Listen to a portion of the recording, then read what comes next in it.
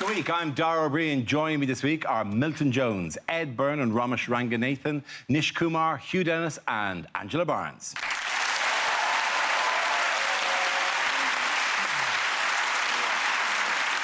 We start with a round called Picture of the Week. I show the panel a topical image and ask them to tell me what is happening. So, what's going on here? I've no idea what it is, but Barry Gibb has let himself go a bit, hasn't he? I just went in the Portaloo and there was a shit this big. Now, is he saying, everyone really likes me? I've just seen Barry Gibb and he speaks very highly. Come on, we've all done it. We've all taken a pill when we should have taken a half. More likely, he's probably going, please, please help me. I cannot find my tent. Is he saying, as you can see, I don't trust the press by the state of my shirt?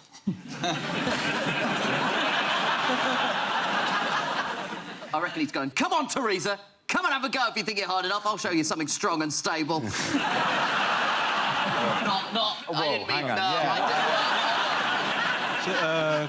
Corbyn furious at narrowly losing seat to drum kit. There's a drum kit behind him. If you're not going to look at the pictures properly, I can't help you, all right?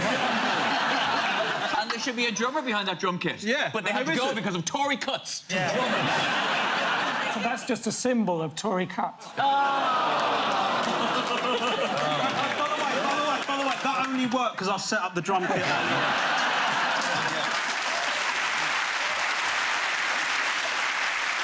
Can anyone tell you what actually it is? It's Jeremy Corbyn speaking at the Glastonbury Festival. Indeed it is, Ed Byrne. Thank you very much. You're absolutely right. Yes, this is a picture of Jeremy Corbyn at the Glastonbury Festival. The Labour leader was in Somerset to deliver speeches to tens of thousands of revellers at the event. How did he get on? He was one of the hits of the festival. Absolutely smashed it. Yeah. Well, I'd say that. He didn't do an encore. No. I'm just saying, in 2012, when I did the cabaret tent... Not saying I'm a better person than Jeremy Corbyn, I'm just saying... It was a crowd of about 60,000 people, wasn't it? Diane Abbott said 20.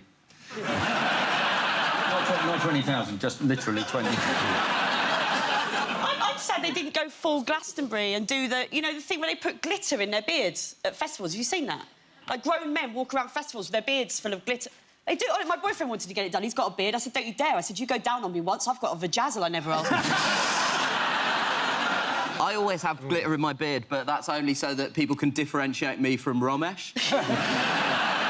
Really delighted to be on the show with him because it can finally dispel the rumours that seem to be going around from people who come up to me in the street that I am Ramesh. Also, Nish, you're sitting in my seat, so you better have some pretty weird stuff. Because I'm stuck here with the travel presenters. Yeah, going on your holidays at the BBC. Nish, there's worse people than Ramesh to get... Since I've been doing this show, I have had Janet Street Porter, I've had the bird from The Chase and Olive from On the Buses. I've had all of them as well. Quite the swordsman. I was looking at a reaction of the crowd to Jeremy Corbyn and I thought, you bunch of sheep, and then I realised I was looking at the wrong field. It was. I mean, there's a lot of Labour people there. Tom Watson always goes. Tom Watson appeared. Tom Actually, Watson definitely. looked like a chimney sweep. I've seen him. Yeah. Somewhere there is a steam train without its driver. He looks like he's just discovered the Giacomo website and ordered everything. They just rolled him through Giacomo and whatever stuff. And John McDonnell, he did a speech, didn't he, on one of the smaller stages as well. Don't you hate that when you go to Glastonbury and your politicians clash? And he said in his speech, if Theresa May is watching Glastonbury this afternoon, we are ready for another election. Can you imagine Theresa May watching Glastonbury? She hasn't got time. She's Googling, how can I be more human? She did it with Alexa, but alarmingly, Alexa replied in exactly the same voice that she used. And it freaked her out. Maybe she went to the Platitude Festival. Yeah. A bit of politics from you, wasn't it? You changed your chair and the whole philosophy. This is the new me. Come on. This photo looks like the two finalists in the Gnome tribute act. Evis has been, he's been mouthing off, hasn't he, about what Corbyn said to him in private. I think that's a bit... It's possibly a bit rude, yeah. What did he say in private? Well, Evis has come out and said that Jeremy Corbyn has said that he is going to scrap Trident. Like, we're supposed to be surprised by that. We all know that he's been a member of CND all his... And I think, basically, he does think they should scrap Trident. I think they should scrap Trident. I think we just don't tell anyone we have, right? That's what you do, isn't it? Scrap Trident. Oh, sod it, tell him we've built a Death Star. Doesn't matter. A secret Death Trident. Star. I'm with Corbyn. We don't need Trident as a nuclear deterrent. We've got the best nuclear deterrent there is, and that is we owe all the other countries shitloads of money. They're not going to nuke us. It'd be like Wonga.com nuking a council estate. But it's not that amazing what he said. What did he say? I'm going to be the Prime Minister in 6 months and I'm going to scrap Trident. I mean, people at Glastonbury, they're off their tits. Half the people were saying that. Do you know what I mean? Like, just... I tell you what, I'm going to scrap Trident, bruv. Yeah. Trust me on that, man. I'm going to scrap the shit out of Trident. Honestly, Trident ain't going to know what's hit it, man. You can be the Prime Minister out there, but who's the Prime Minister in here? No, because think about it, like the Prime Minister, that's a minister that can only be divided by one. And you can't be divided by yourself if you really know yourself. Do you know what I mean? Man, I'll tell you something. No, listen. There's only one Trident I care about, man, and that is a Trident of self-esteem. That's what So we've all been there. I'm off my tits. I'll tell you what, I'm coming up right now. Piers Morgan tweeted saying, "Oh, I'd like to see Jeremy Corbyn address the crowd at Royal Ascot," and he's absolutely right. There was nothing in there for horses. He said nothing. Royal Ascot is just people fighting. That's all Royal Ascot was. This thing is people throwing punches, having scraps. Like, I mean, Tommy Robinson is there. Robinson. Yeah. Right, this is how bad my expectations of Tommy Robinson are, right? So I read that he got into a massive fight, beat this guy to the ground at Ascot, right? And then they showed the footage, and he was fighting a white guy, and I genuinely thought, oh, well, he's making progress. I mean, I was pleasantly surprised that it was a white man that was beating the shit out of him. well done. It's such a pleasure to be talking about Tommy Robinson on what is undoubtedly his least favourite episode of Mock the Week ever. Two of them! I told you this will happen! They're winning! I tell you, they're winning! You can't both win. You're on different teams. No, we're on the same team, mark my words. Don't get it twisted, white woman. Ed, remember when we were the exotic ones? Oh, those are the days when we were the ethnic minority. Not anymore. Is it just me, or does Ed Sheeran sound like a rural hairdresser's?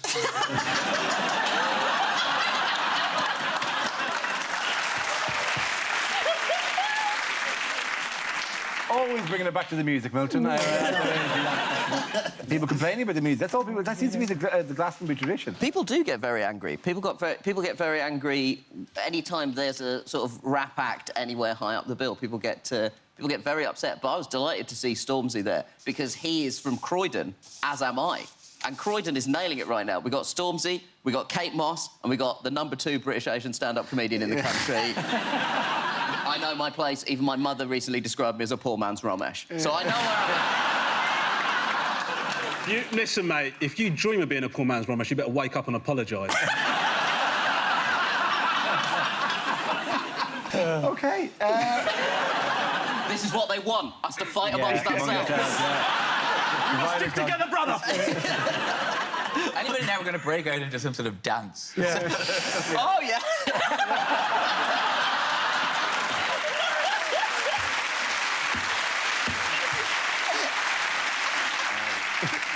With respect, that is, you have a stupid ethnic dance.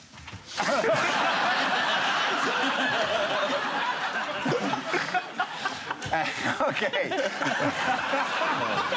I had to go to the doctors recently, right? I've got restless leg syndrome, and I had a sleep study, and they filmed me sleeping at night. And a consultant wrote me a letter that said that watching me sleep was like watching horizontal river dance. Horizontal river dance sounds alarmingly sexual. That was actually that was my chat-up line in the 90s. Would you like to do some horizontal video? Are you enjoying it? Are you enjoying it? Are you enjoying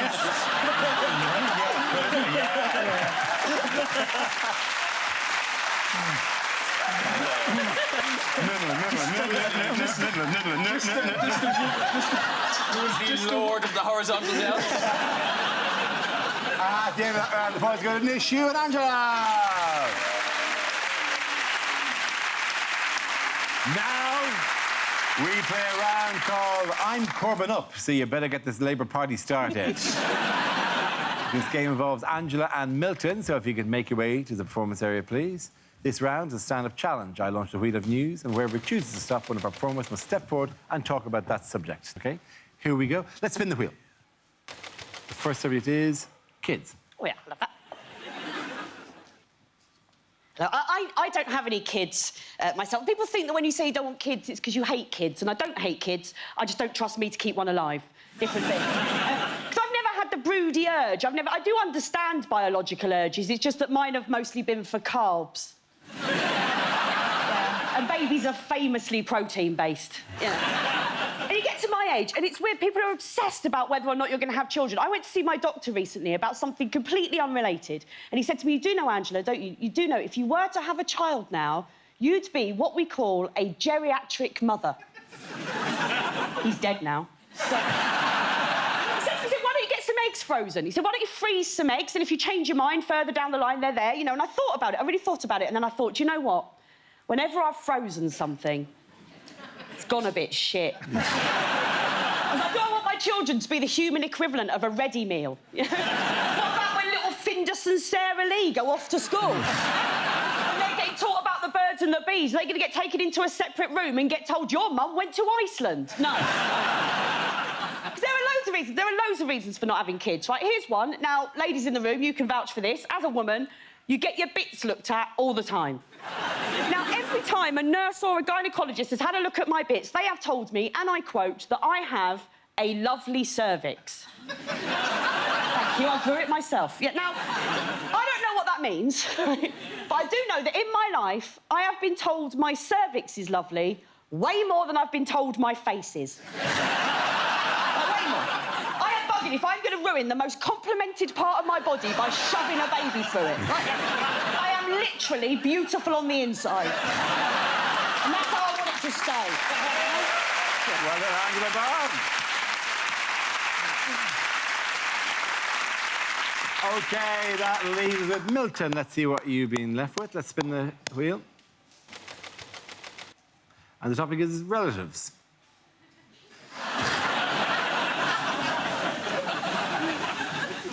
My grandfather, he would never, ever throw anything away, but he died in the war holding on to a hand grenade.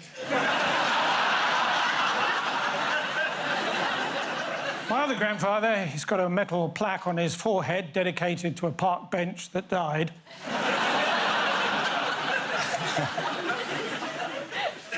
My other grandfather, he did a walk across Great Britain for everyone without a sense of direction. He went from Land's End straight into the sea. My sister, she was told to stop eating wheat, but she ignored that advice and was run over by the combine harvester.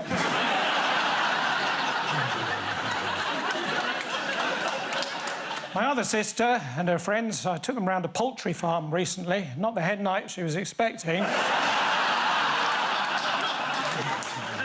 Tricky, isn't it, if you've got to text someone that one of their relatives has died and your name is Lol.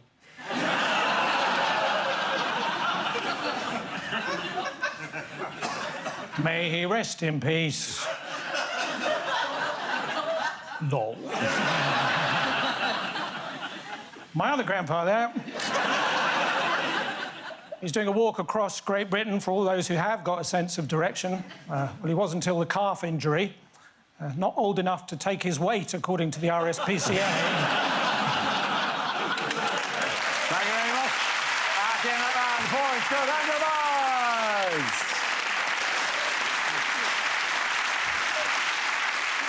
Our next round is called If This Is the Answer, What Is the Question? On the board are 6 categories. Ramesh, which category would you like? Politics, please, Dara. OK, cool. You've chosen politics. The answer is 3 million. What is the question? How many Asians will Britain First report were on this episode of Mock the Week? Is it how many grandfathers have I actually got?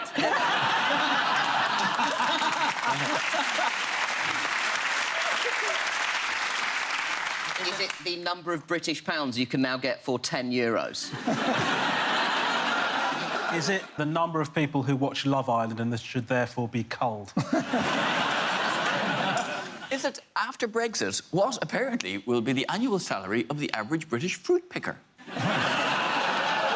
Is it what factor sun cream did Ed Sheeran wear at Glastonbury? Is it how many wasps could overcome the population of Basingstoke? I'd like to think they'd put up a good fight, though, you know? Yeah. Dorking? Not so much. Is it how many fake Grindr accounts have been set up in the name Tim Farron? Is it what is now the salary of the DUP's cleaner?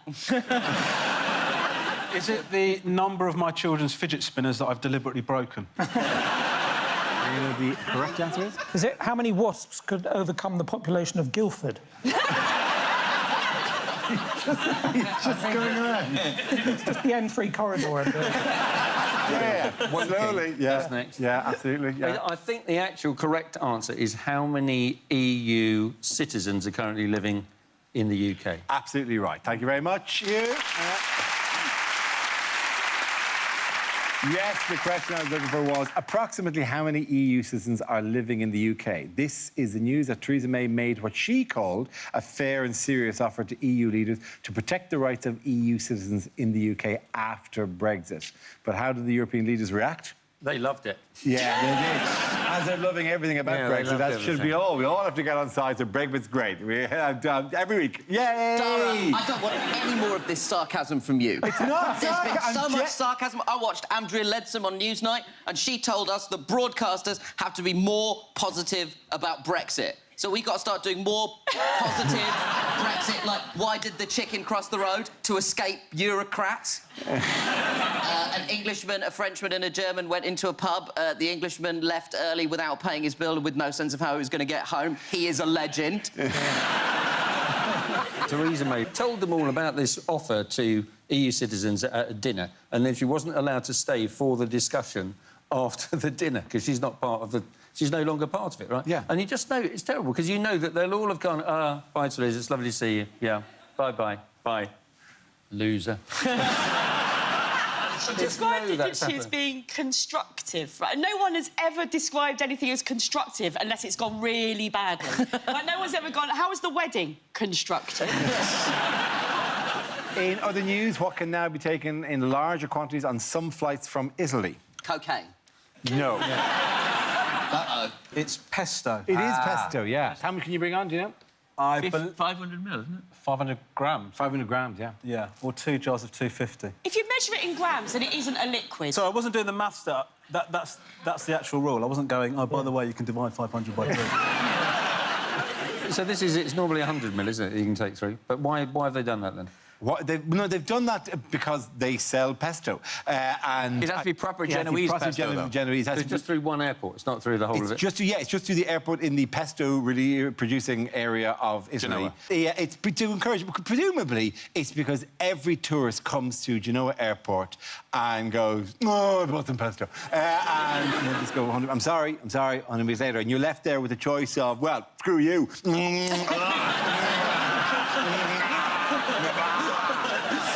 Darling, go and get me some penne. I don't care if I just dry. You can't just allow it because loads of it's coming through. Well, they have decided that they're allowing it. Because we're getting so much cocaine coming through this airport, let's just allow it. Do you know what I mean? It's such an admin nightmare. This cocaine thing, right? There's always go, people standing at the go. gate just being like...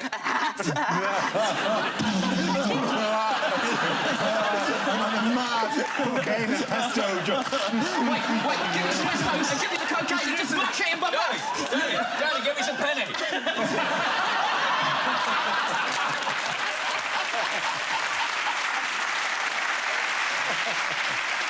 Well, presumably you could do it for anything else, though. Presumably, like... Can we do it for salad cream? I think more, you know, it's going to be Branston pickle. I don't know what are the authentic... Branston pickle's not a liquid, is it? Well, it depends. It's as much of a liquid as pesto. Pesto's Darren, more you're the liq- science As a guy. scientist. Branston pickle, liquid, solid, or gas? I honestly... do you know, I wouldn't know Branston pickle if you put it past me on a conveyor, but I wouldn't know... Even if it said Said Branson... Probably pick up on a clue like that. That would be the shittest episode of the Generation Game. Jared Branson pickle. Oh, come on. Must remember that one. You know, last week we talked about Freddos and we got Freddos. I hope a runner's gone out to get some Branston pickle for me Oh, now. God, I am not eating pesto with my finger.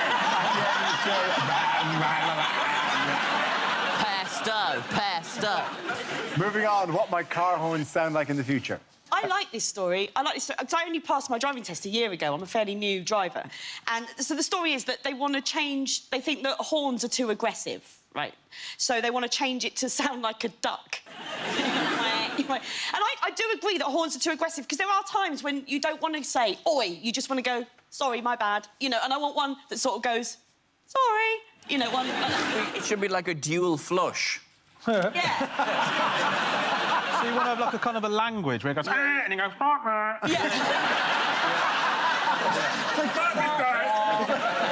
Close encounters of the There's some car horns, like in India, where my family is from, but I'm not. Please don't deport me. Some of the horns play like a full Bollywood song. So it's like, it's really hard to get a message across, because it'll be like... You're like,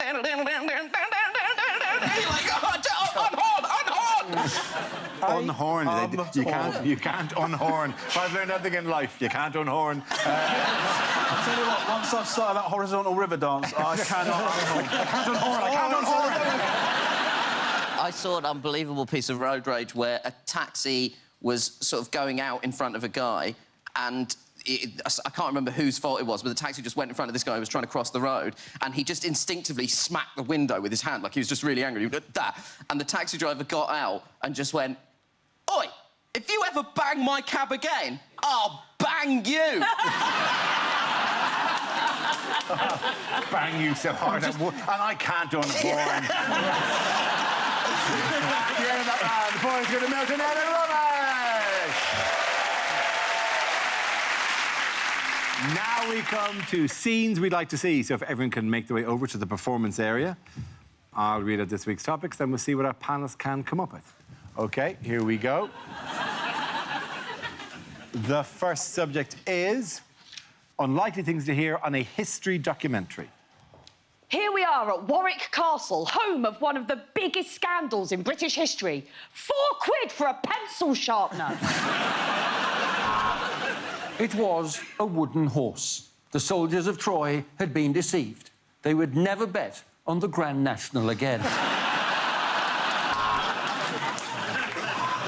So it turns out that Henry VIII is actually some kind of medieval Hoover.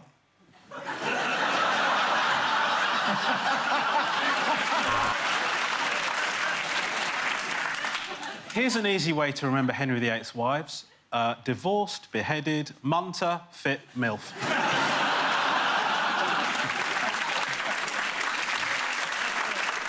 Henry VIII divorced her, dried her, and kept her in a tiny jar. It was a fitting end for Catherine of Tarragon.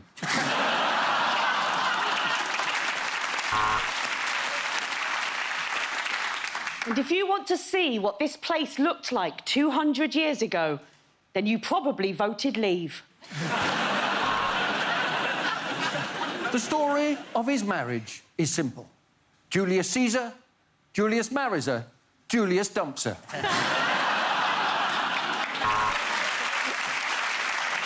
In 2068, the UK was allowed to rejoin the EU on condition that it changed its name to Very Sorry Land.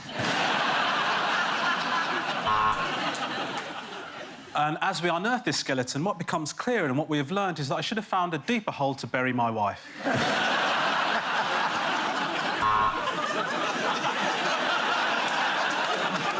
Martin Luther King had a dream about being naked and riding a camel made of ice cream, but we don't hear much about that dream, do we?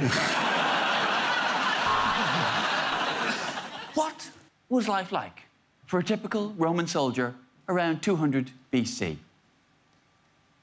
No fucking idea.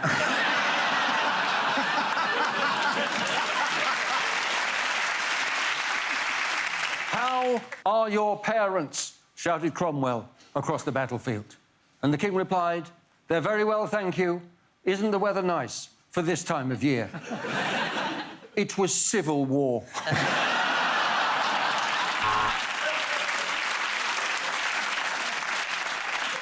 Oi, oi, you slags! History, history, history! My name's Danny Dyer, and this is Britain's oldest bricks. They called him Edward the Confessor, but he was not as popular as his brother Steve the What Goes on Tour Stays on Tour.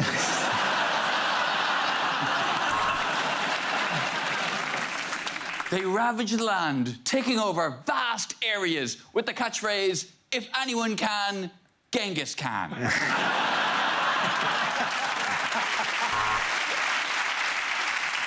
As they ceased to exist over 200 years ago, it was impossible to know what Southern Rail was until yesterday when one of their trains finally arrived. OK,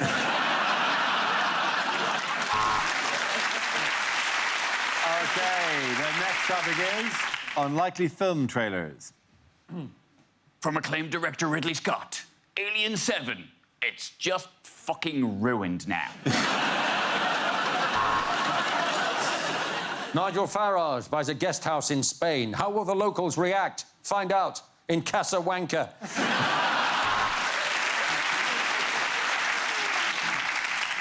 Katie Hopkins meets up with 7 of her friends in The Hateful Eight.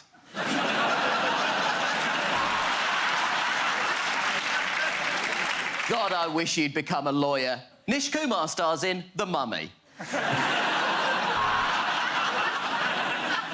He was a man. She was a woman. To cut a long story short, the end. Vin Diesel stars as a man angry about premature ejaculation in Fast and Furious. A woman with a past, a cop with a secret, a plumber with a shoe, a dog with a cold, a hairdresser with a Rubik's Cube. Coming this summer, random things with stuff.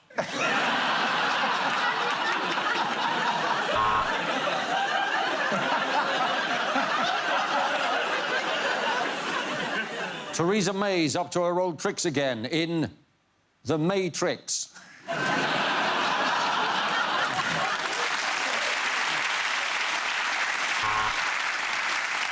Thor, Iron Man and the Hulk visit IKEA in Avengers Assemble.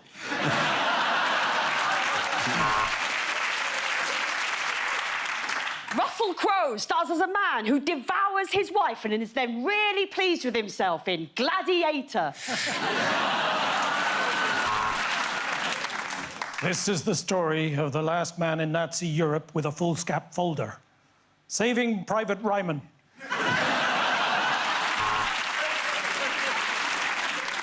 A documentary about the losing of the Tory majority. Gone in 60 seconds.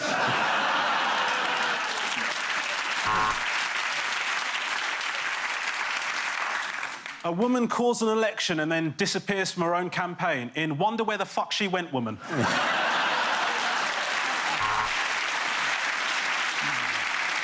This summer, the ultimate battle for supremacy in Kramer versus Alien versus Predator versus Batman versus Superman versus Kramer. Why didn't you become a doctor? Nish Kumar in Daddy's Home. The Boy Who Cries Wolf 3. Honestly, this one is a real film.